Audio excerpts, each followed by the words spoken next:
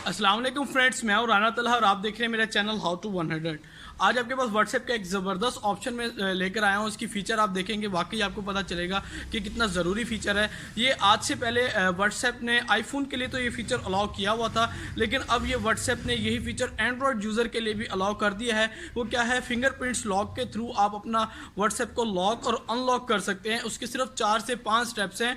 सबसे पहले आपने अपने व्हाट्सएप को प्ले स्टोर पर जाके अपडेट कर देना है। अपडेट करने के बाद आप स्क्रीन पे देख भी रहे होंगे किस तरह ये सेटिंग्स करनी है।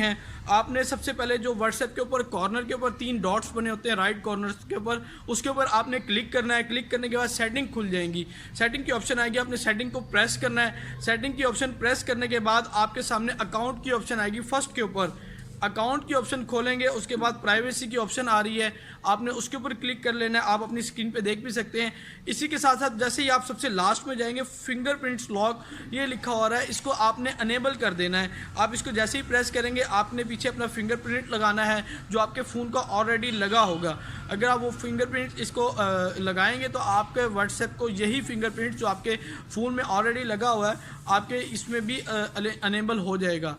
तो आप इसको यूज़ करें और इसको दोस्तों तक शेयर करें ताकि ज़्यादा से ज़्यादा लोग व्हाट्सएप के इस फीचर को यूज़ कर सकें। Thank you so much.